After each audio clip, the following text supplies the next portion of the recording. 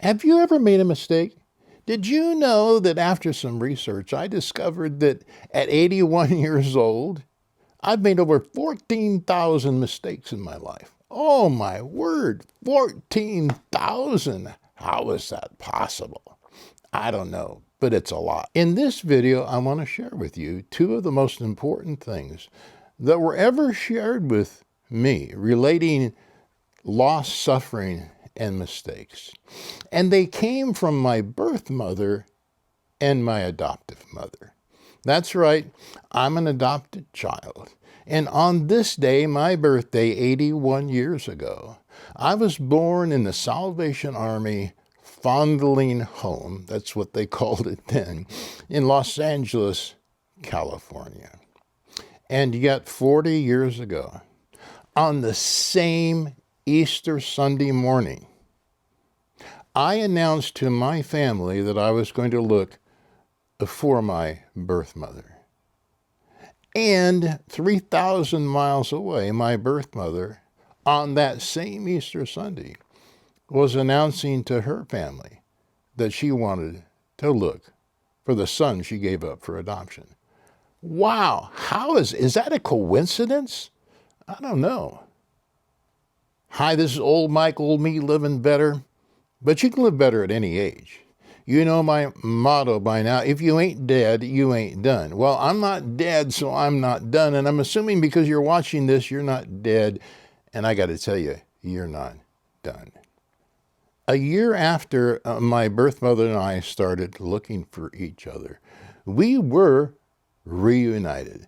Here's a photo of a newspaper clipping of that meeting in New Jersey.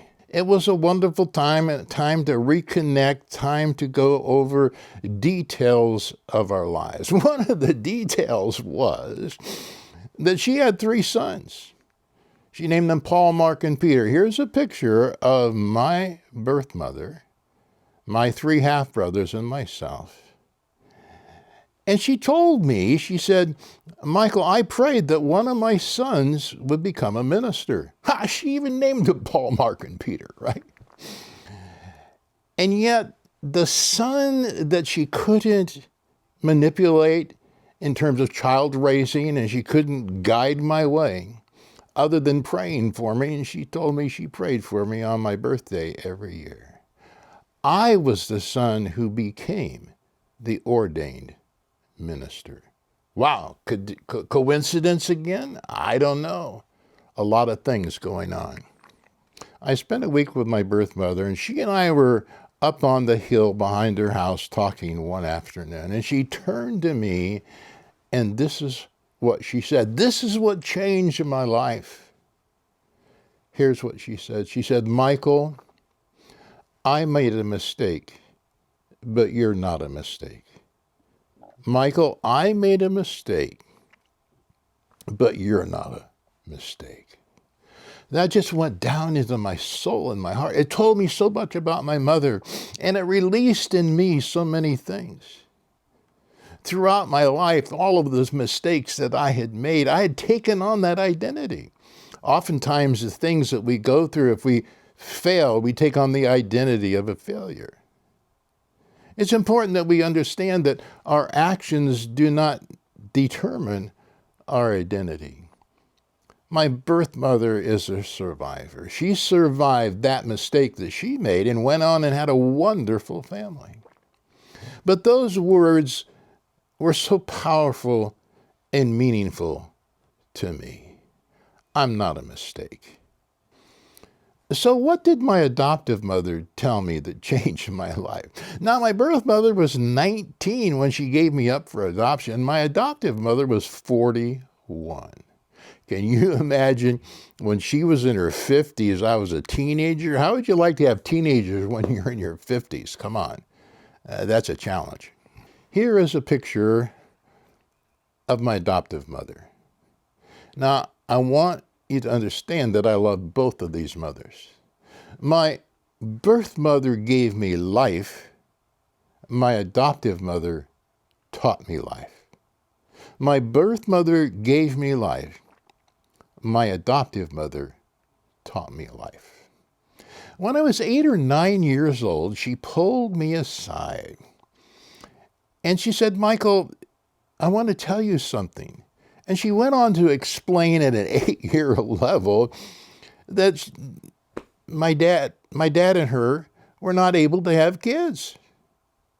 And so she pulls out this big stack of papers and she said, do you see all these papers? I said, yeah.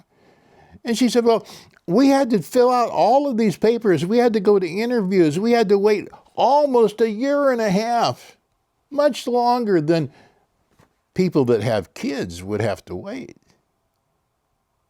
And finally, we were able to bring you home.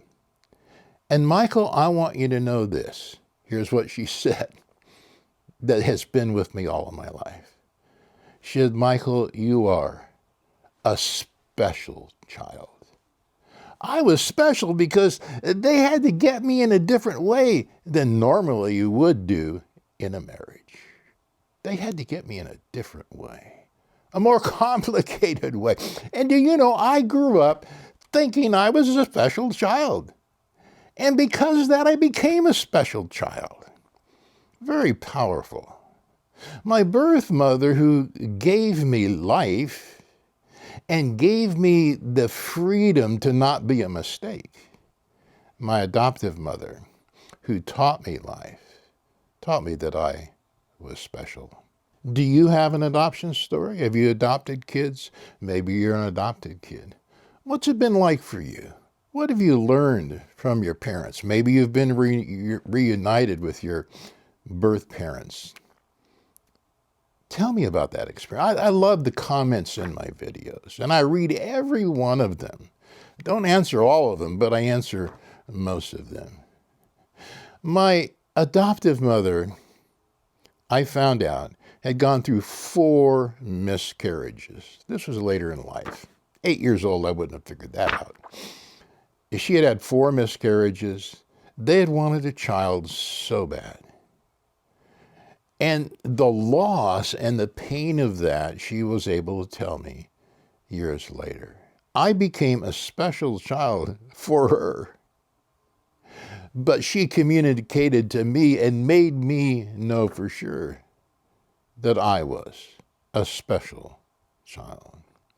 I want to encourage you today. I don't know what you're going through.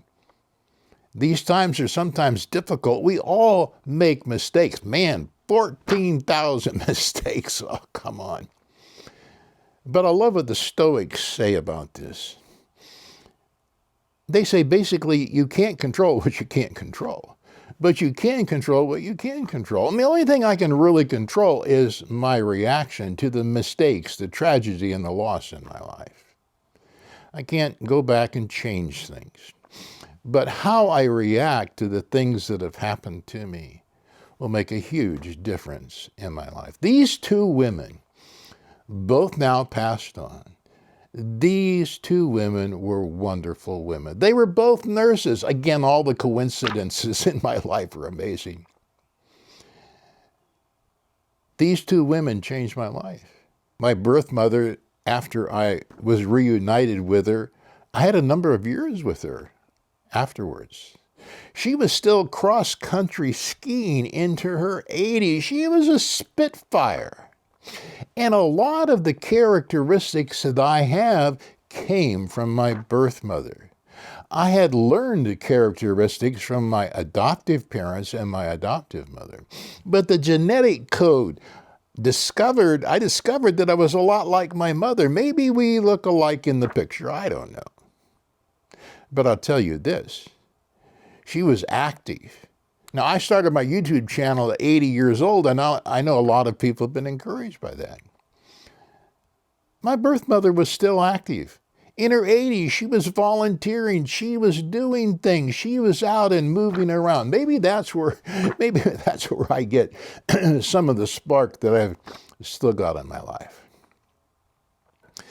But in the background, what my adoptive mother told me remains with me to this day. I'm special. And I want to tell you that you're special.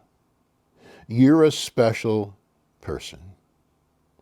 You are not a mistake. You are special.